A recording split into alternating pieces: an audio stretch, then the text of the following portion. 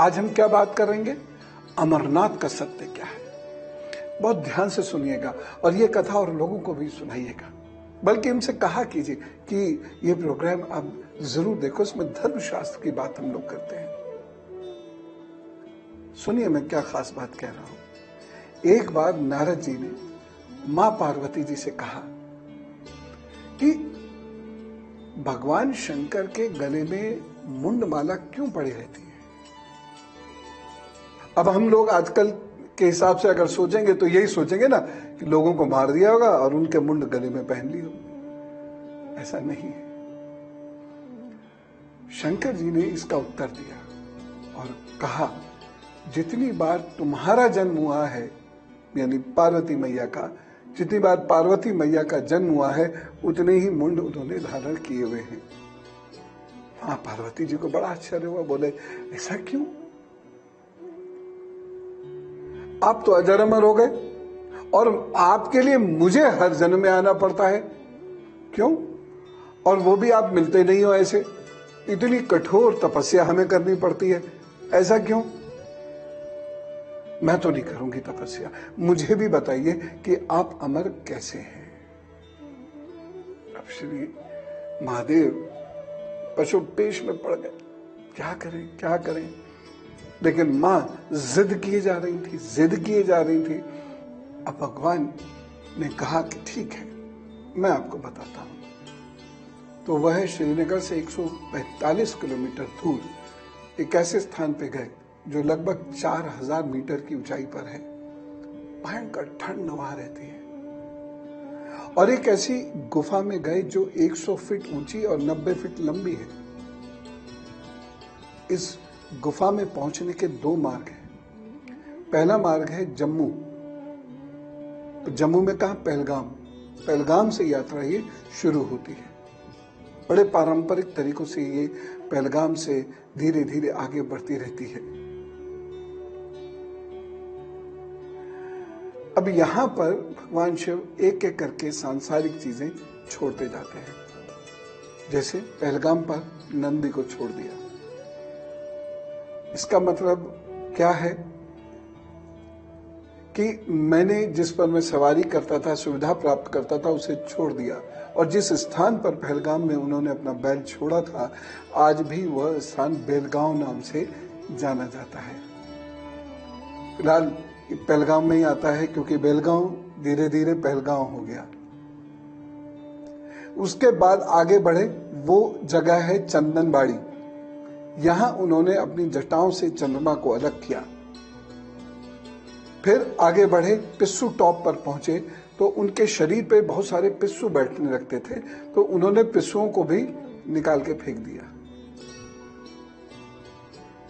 उसके बाद उनके जो सर्प हैं उनको शेषनाग पर छोड़कर आगे बढ़ गए। यानी वो अपने समस्त भौतिक चीजें छोड़ते चले जा रहे हैं। फिर एक ऐसे स्थान पर पहुंचते हैं जहां एक झील है जिसकी शक्ल है सांप की तरह से। और यहां पर जब भी आप जाएं तो स्नान अवश्य कीजिएगा, बड़ी मान्यता है इसकी। और ये बहुत बड़ी झील है, 1.5 किलोमीटर लंबी है।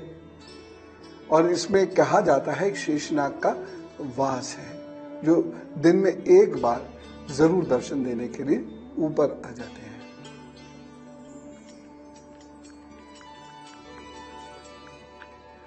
उसके बाद शिवजी आगे बढ़ते हैं और आती है स्थान पंचतरणी, जहां पर उनकी जटाओं में जो गंगा जी हैं, उन्होंने वहां गंगा जी को छोड़ दिया।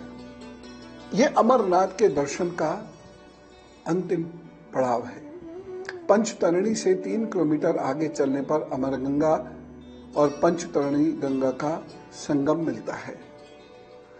अमरगंगा बर्फ की एक पतली सी धारा है जिसमें भक्त लोग स्नान करते हैं, नारियल आदि लेकर वहां वो अमरनाथ जी के दर्शन करते हैं। यहां से आपको अमरनाथ जी दिखेंगे भी। अब अमरनाथ जी के थोड़ा दूर लेकिन पास जा सकते हैं जहां वो अच्छी तरीके से दिखे।